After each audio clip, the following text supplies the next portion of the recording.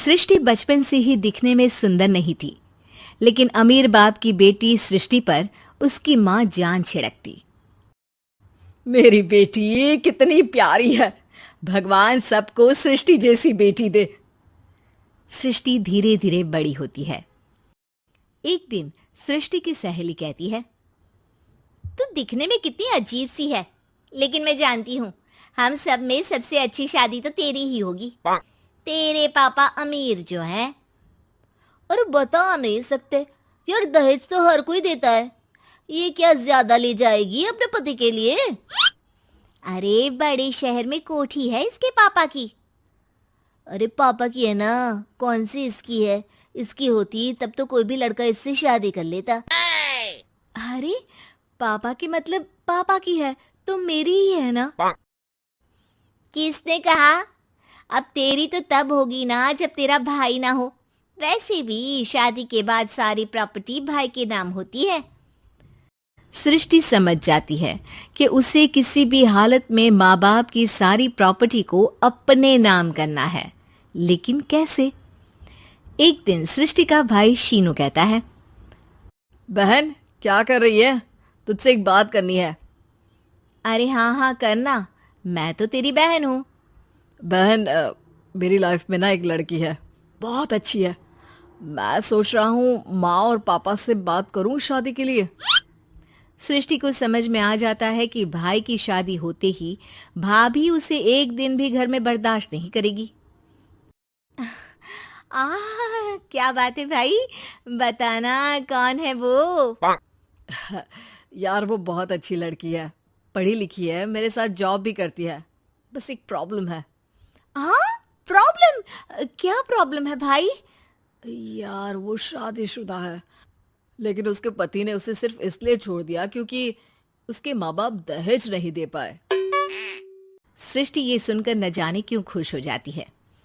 अरे भाई तो क्या हुआ, लड़की तुझे तो पसंद है ना? शीनू को लगता है कि बहन उसे समझ रही है। वो इस बात से अनजान होता है कि उसकी बहन की मंशा पूरा घर हड़पने की है।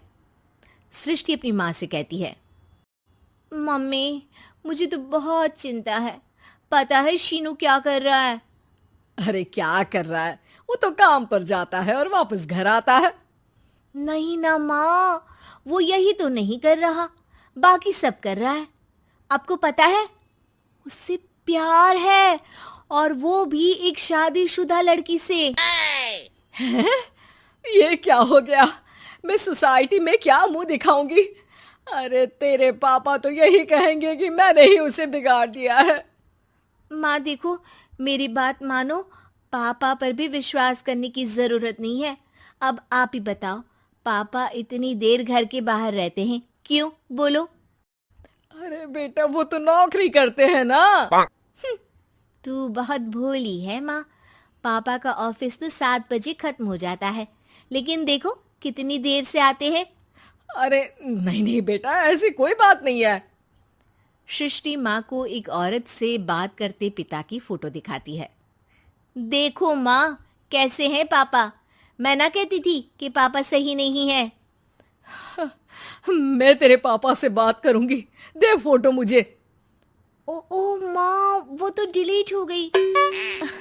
लेकिन चल, तूने तो देख लिया ना, पापा से बाद में बात कर लेना, और हाँ मेरा नाम बिल्कुल मत लेना। हाँ माँ। अब क्या था, सृष्टि के माँ और पिता के बीच झगड़ा होना शुरू हो जाता है। सृष्टि के मन में क्या चल रहा था कोई नहीं जानता था। एक दिन, माँ सृष्टि के लिए एक लड़का देखा है, वो लोग शाम को उसे देखने आने वाले हैं। और हाँ माँ, एक खुशखबरी, मैं और पापा मिलकर एक नया बिजनेस ट्राई कर रहे हैं। शाम को लड़का आता है, सांवले रंग का। सृष्टि को तो बिल्कुल भी पसंद नहीं आता।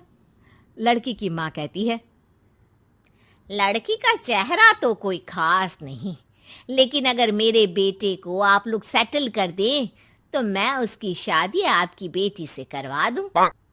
सृष्टि को लड़का बिल्कुल पसंद नहीं था। उसे भाई पर गुस्सा आ जाता है।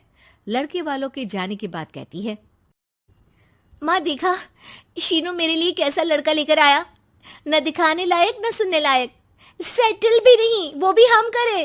अरे माँ, मैं जानती हूँ ये मेरी शादी किसी भी घर में क्यों करवाना चाहता है। अरे कैसी बात कर रही है बहन?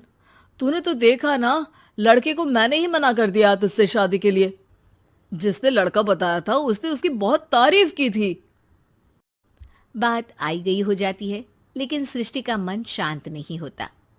क्या करूं, कुछ समझ में नहीं आ रहा। मेरी शादी हो गई तो ये लोग पूरी प्रॉपर्टी शीनू के नाम कर देंगे, मेरे हाथ तो कुछ लगेगा ही नहीं।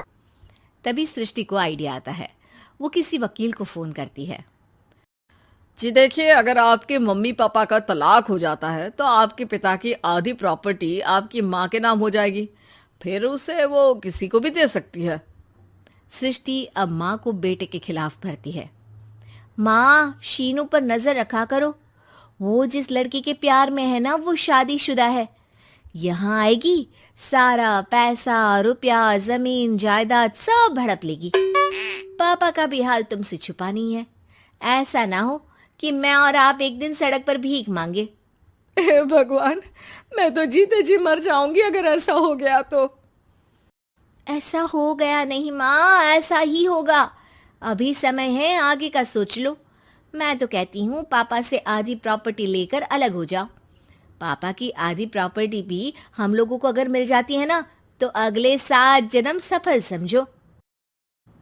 बेचारी माँ बेटी के कहने पर पति से तलाक लेकर अलग हो जाती है। सृष्टि अब पैसों से गाड़ी और अपने दूसरे महंगे शौक पूरे करने लगी। उसके दोस्त भी उसके पैसे इस्तेमाल करते। सृष्टि, कल तुम कहाँ थी? मैं सारा दिन घर पर अकेली थी। तो मैं क्या करूं? मैंने ठेका तो नहीं लिया है ना तुम्हें संभालने का। माँ को सृष्टि से ये उम्मीद नहीं थी।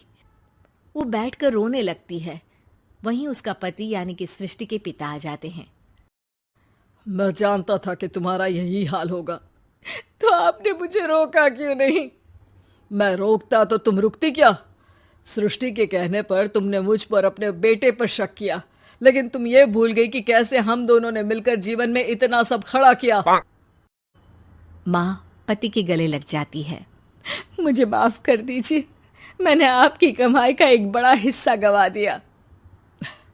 कोई बात नहीं, तुम साथ हो तो मैं ऐसी 7 प्रॉपर्टी खड़ी कर दूंगा। तभी वहां सृष्टि आ जाती है रोते हुए। माँ, मयंक ने मुझे छोड़ दिया।